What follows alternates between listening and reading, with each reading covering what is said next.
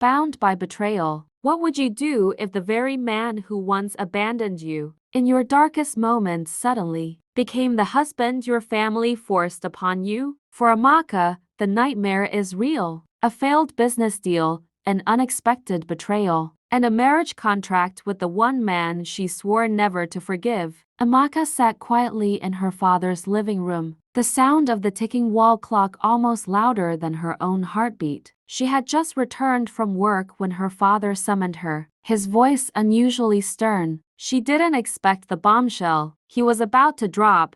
She was to marry Chaik, her ex-boyfriend from university, the same man who abandoned her after getting her pregnant years ago. Her father's voice trembled as he explained that his company had suffered a massive loss in a failed deal with Chaik's father. The only way to restore their business relationship was through a marriage alliance. Amaka's chest tightened as his words echoed in her ears. "Papa, you can't be serious," Amaka whispered, her voice shaking. But the look in her father's eyes told her he wasn't joking. For him, this wasn't just about family honor. It was about survival. The name Chaik stirred painful memories Amaka had buried for years. Back in her second year of university, Chaik had been her everything: charming, intelligent, and the son of a wealthy businessman. They shared laughter, dreams, and secrets. Until that fateful night when a mistake changed everything. When she told him she was pregnant, he denied responsibility, calling her a cheap distraction. Heartbroken and humiliated, Amaka had dropped out for a semester, facing the stigma alone. But fate was cruel. The baby didn't survive, leaving her with only scars, both physical and emotional. Now, the same man who destroyed her life was being forced back into it. Amaka's heart burned with anger and disbelief. She clenched her fists and swore silently, "If this marriage must happen, I will never let him break me again." The first time Amaka saw Chaik again was in a restaurant, where both families met to discuss the marriage arrangements. He walked in confidently, dressed in a tailored navy suit, exuding wealth and power. But when his eyes met hers, his smirk faltered, and for a brief moment, guilt flashed across his face. Chaik tried to act casually, extending his hand as though nothing had happened between them. "Amaka, it's been a long time." His voice was smooth, but she refused to touch his hand. Her silence spoke louder than any insult. Her father quickly interrupted the tension, praising Chaik's father for his generosity. Amaka sat there, feeling invisible, like a pawn in a dangerous game between men who valued money more than her happiness. Amaka cried in her room that night, her mother knocking softly on the door. "Nee, please, do this for your father. He has sacrificed everything for us," her mother pleaded. Tears streamed down Amaka's face, but her mother's words pierced her heart with guilt. She knew her father's health was already fragile. The stress of his business collapse had worsened his condition. To refuse might kill him faster than any illness. At dawn, Amaka looked at her reflection in the mirror. Her eyes were swollen, but her resolve was firm. "If I must marry Chaik, then I will marry him on my own terms. He owes me answers, and he will give them to me." The wedding day arrived with grandeur. The hall decorated with gold and white fabrics that dazzled under the chandeliers. Guests whispered about the union of two powerful families, but only Amaka knew the truth. This was no fairy tale. Chaik looked every bit the groom from a magazine cover, smiling for the cameras, but Amaka's expression was distant. Her lips pressed into a thin line. She felt like a prisoner dressed in lace. As the pastor said, "You may now kiss your bride," Amaka turned her head away, causing a ripple of murmurs in the crowd. Chaik's forced smile could not hide the sting of her rejection. Life after the wedding was far from blissful. Amaka refused to share a bed with Chaik. Moving into the guest room of their lavish mansion, the house echoed with silence, their conversations limited to polite exchanges in front of family. But Chaik wasn't the same careless boy from university. He tried, in his own awkward way, to bridge the gap, leaving flowers in her room, cooking breakfast one Saturday morning, even offering to drive her to work. Yet, Amaka's wounds were too deep to heal overnight. Every time she looked at him, she remembered the shame, the ridicule, the loneliness of carrying a child alone. Forgiveness was not an option, at least not yet.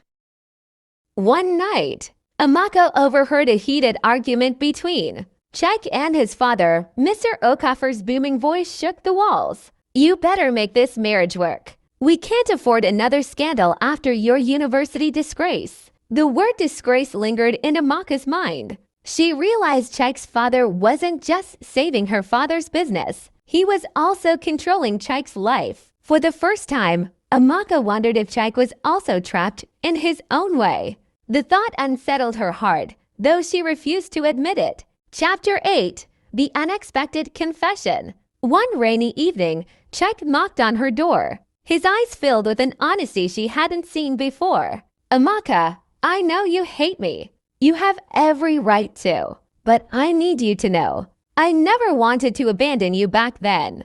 My father forced me. He threatened to cut me off and disgrace you publicly. Amaka froze, her chest tightening. Could it be true? She remembered how Chike had suddenly changed back then. How cold he had become overnight. Tears welled in her eyes, but anger quickly followed. And you let me suffer alone while you stayed silent, she spat. Chike lowered his head, shame written all over his face. The confession reopened wounds Amaka thought had closed. She paced her room, torn between anger and a strange sense of relief. For years, she had believed she wasn't worth fighting for. Now she realized Chike had been weak, not indifferent. But weakness didn't erase the pain he caused. You had a choice, Chike. You chose yourself, she whispered. That night, Amaka cried herself to sleep. Not because she hated him, but because a small part of her heart still remembered what it meant to love him. Gradually, the walls between them began to crack. One evening, during a power outage, they sat in the dark, talking like old times. Amaka laughed for the first time in years when Chike teased her about her obsession with Suya during university. For a moment, the bitterness melted away, replaced by something fragile and familiar. Chike watched her with quiet admiration, realizing he had fallen for her all over again. But Amaka quickly caught herself. She couldn't let her guard down, not yet. Love had betrayed her once before. Just as things seemed to be changing, Amaka discovered documents that revealed the real reason behind their marriage.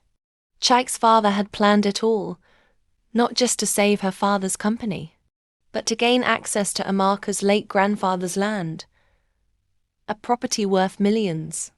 Amaka confronted Chike in tears, feeling deceived again. So it was never about us. It was about land, about money. She screamed. Chike was stunned. He hadn't known about the land deal. But her trust was already shattered. And this time, it might be beyond repair. Amaka's father collapsed argument, forcing everyone to face the consequences of their greed. At the hospital, Chike stayed by Amaka's side, not as a husband bound by duty, but as a man determined to protect her. Amaka saw a different Chike, not the boy who abandoned her, not the puppet of his father, but a man willing to fight for her, even against his own family. Slowly, she realized that while betrayal had bound them, truth had the power to set them free. The story ended not with a fairy tale kiss, but with a promise to rebuild their love. Not because of business, not because of family, but because, despite everything, their hearts still remember each other.